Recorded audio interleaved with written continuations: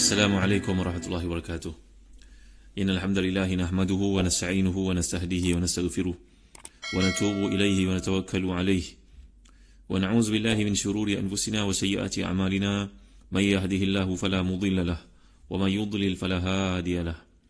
اللهم صل وسلم وبارك على محمد وعلى آل محمد كما صليت وسلمت وباركت على إبراهيم وعلى آل إبراهيم في العالمين إنك حميد مجيد. أما بعد.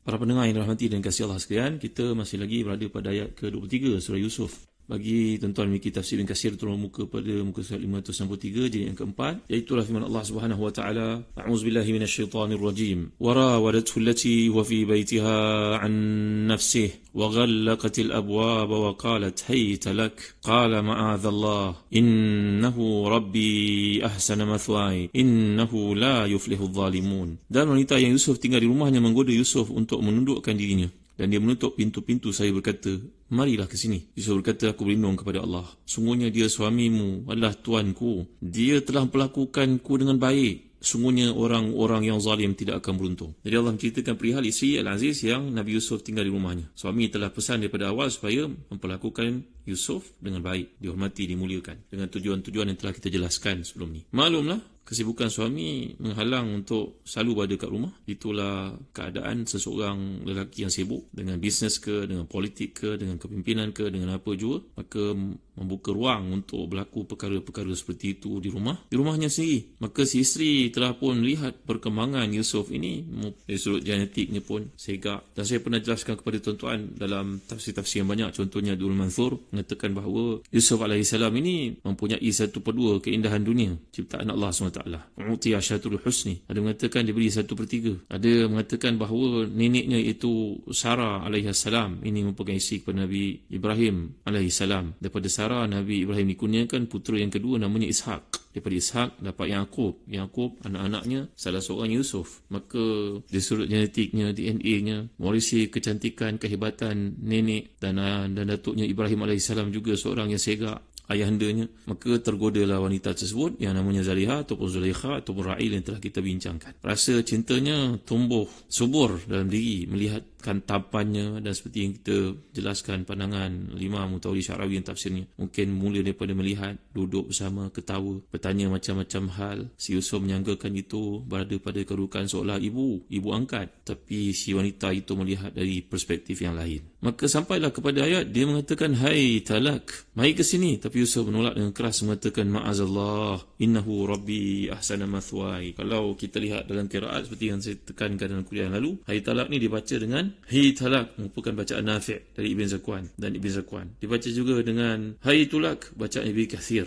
bukan Ibn Katsir ulama tafsir yang kita pelajari ini Ibn Katsir qari muqri, qiraat-qiraat yang mutawatir itu. Kemudian dibaca dengan hai talak. Jadi perkataan ni kalau kita lihat bererti halum. Nizul i'rabnya dia isim, hukumnya mabni. Seperti yang telah kita lihat, haita ke, haitu ke, haiti ke dibaca dengan berbagai-bagai baris. Maka maksudnya adalah halumma, mari sini. Ta'al, mari sini maksudnya. Jadi bagi mereka yang bacanya dengan hamzah, hayatulak, maknanya tahayyatulak, aku telah bersiap untukmu, dengan dandannya, dengan pakaiannya seksinya, dengan wangiannya, pintu pula telah ditutup. Ini kita belajar bahasa Arab tuan-tuan. Ghallaqat ini berarti tutup banyak pintu. Maknanya rumah orang kaya, cuba kita bayangkan, maka tentulah pintunya ada banyak. Di sinilah kehebatan yang ada dalam bahasa Arab.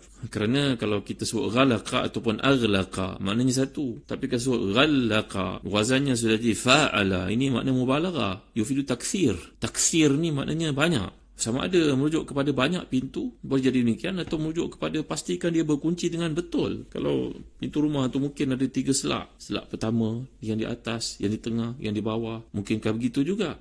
Kalau kita sebut contohnya dekat masjid ada 7 pintu, kita tak kata hal aghlaqta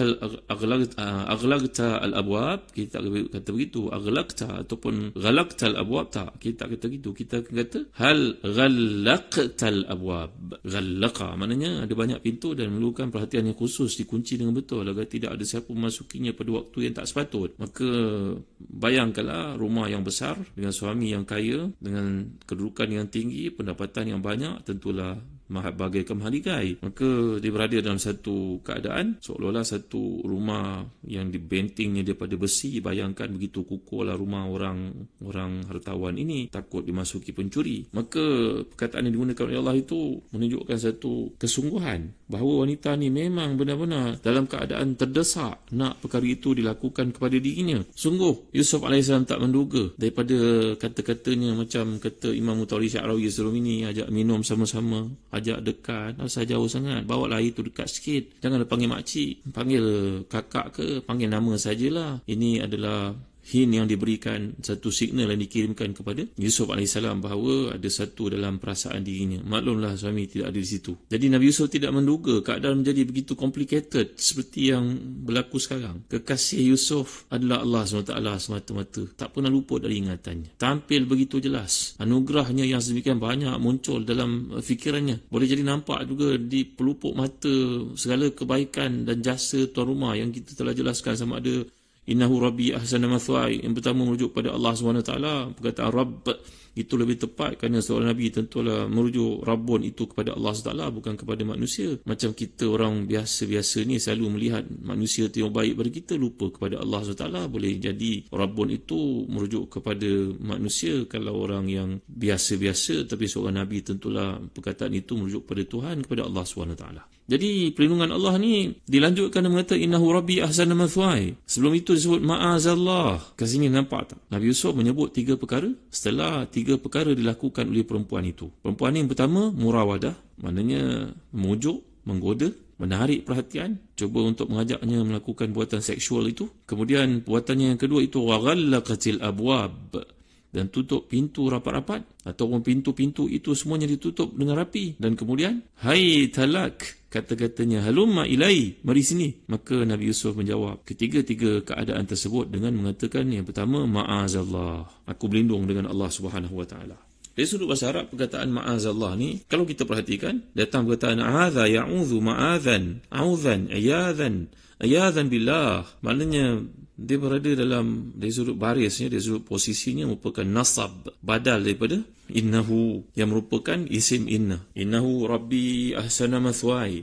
Ini sudut i'rabnya tuan, masdar mansub. Maka di sini Nabi Yusuf menjawab dengan 3 perkara. Yang pertama mohon perlindungan kepada Allah, ma'azallah. Yang kedua, baginda Yusuf mengatakan innahu Rabbi ahsana mathwaya, sungguhnya dialah Allah SWT, dialah Tuhan aku, dia sentiasa buat baik kepada aku, tak patut aku membalas keburukannya itu, kebaikannya itu dengan keburukan.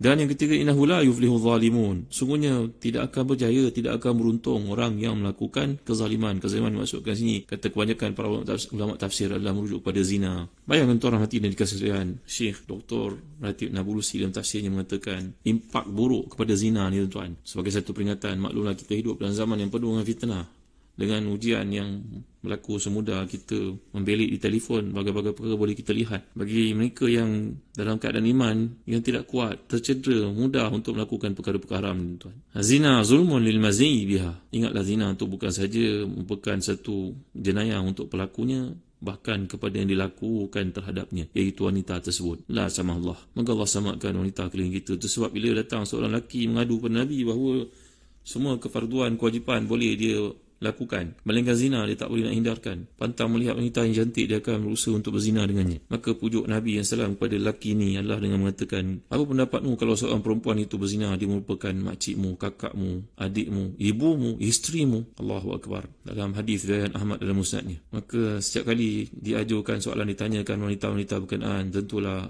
tak ada mana-mana lelaki pun yang sanggup biarkan buatan zina itu berlaku kepada wanita-wanita yang ada kaitan dengan dirinya. Maka beliau menjawab kepada Rasulullah, tidak, Rasulullah, tak ada siapa pun lelaki yang sanggup membiarkan perkara itu berlaku pada wanitanya, ibunya, kakaknya, adiknya, anaknya, isterinya. Maka jawapan Nabi SAW, kalau begitu jangan kau berzina dengan siapa pun, kerana semua wanita itu sama ada merupakan saudara seorang lelaki yang lain, anaknya, ibunya, makciknya, isterinya. Maka Nabi pun mendoakan untuk sahabat tersebut, Allahumma ghfir dhanbahu wa tahhir qalbahu wa ahsin ataupun wahassin farjahu. Ya Allah, itu ampunkan dosa lelaki ini dan bersihkan hatinya, dan peliharalah kemaluannya daripada terlibat melakukan zina pada masa akan datang.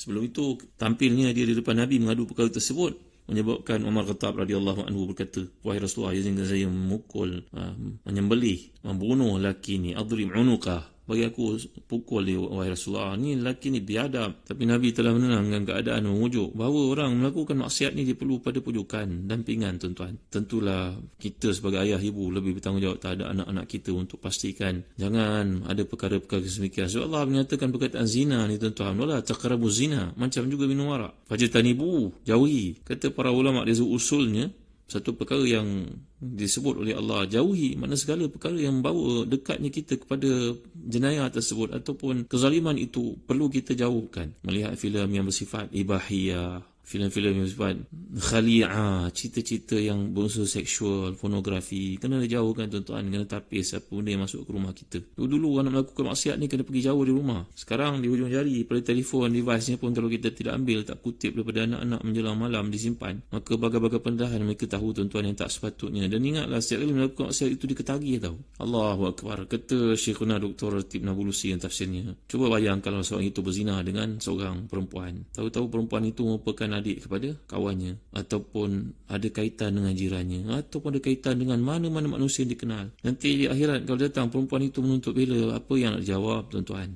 Perempuan itu walaupun orang kafir sekalipun, dia merupakan saudaramu di sudut kemanusiaan tahu. Maka wanita itu akan tampil di akhirat nanti untuk klaim pada kamu, apa kamu nak jawab? Maka dia berkata kepada kamu sebagai contohnya, ja'altani ashqa nisa'il ard, kamu terlibat untuk menjadikan aku wanita yang paling celaka di dunia. Maka wanita tersebut bila masa tuanya sudah hilang kecantikannya, maka dia akan dibuang di tepi jalan, seperti yang berlaku pada negara-negara yang disebabkan maju. Berapa ramai anak-anak lahir itu merupakan 1/3 daripada Eropah itu ataupun lebih merupakan anak-anak zina tuan-tuan. Dan Amerika sebagai contohnya, negara-negara yang tak ada agama, lebih 1/3 rakyat mereka merupakan anak zina. Berapa ramai isteri yang tipu suami dan sebaliknya. Kalau perempuan ni bertanya kepada kita di akhirat, tanya pada seorang lelaki yang berzina dengannya, kata Syekh Dr. Busi, ini memang sentaplah untuk kita dengar ayat-ayat ni. Kalau ditanya, kamulah yang terlibat menyebabkan aku jadi wanita yang paling sengsara seperti ini, kamu tahu tak? Kalau kamu tidak berzina dengan aku ni tentu dah berkahwin dan mempunyai anak 5 orang. Aku besarkan mereka, sebahagian jadi doktor, sebahagian jadi ahli farmasi, sebahagiannya jadi businessman,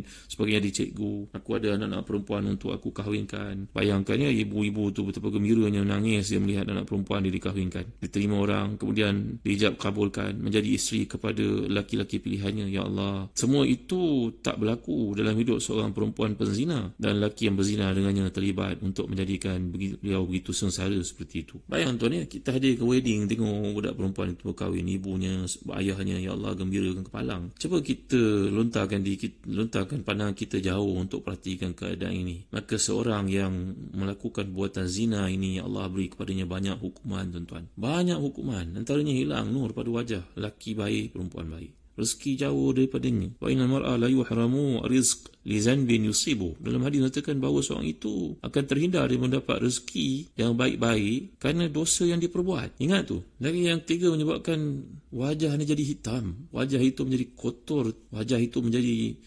hina. Walaupun seorang itu mungkin handsome, kacak, cantik, tapi kerana dia melakukan perbuatan haram ini, maka nur pada wajahnya akan hilang. La haula quwwata illa billahil aliyyil azim. Kalau orang beriman menjauhi perbuatan ini, madai untuk kita bacakan ayat ke-68 surah Al-Furqan. Saya telah sebutkan ayat ini.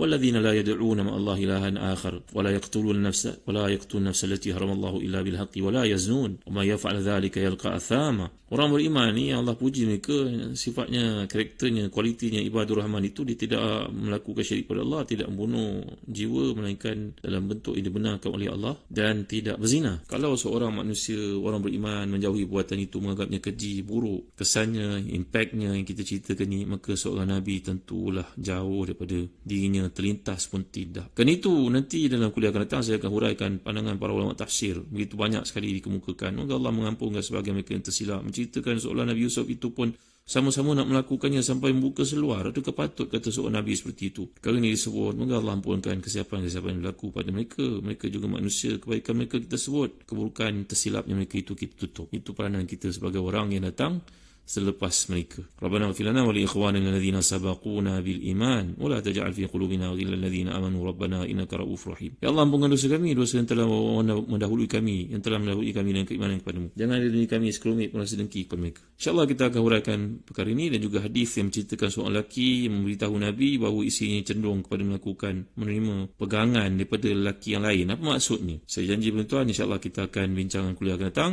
Ada kaitan dengan kes yang dibawa dalam kisah Nabi Yusuf ini. Wallahu a'lam. Wa sallallahu ala sayyidina Muhammad wa ala alihi wa sahbihi wa baraka wa sallam. Walhamdulillahi rabbil alamin. Wa barakallahu fikum. Wassalamu alaikum warahmatullahi wabarakatuh.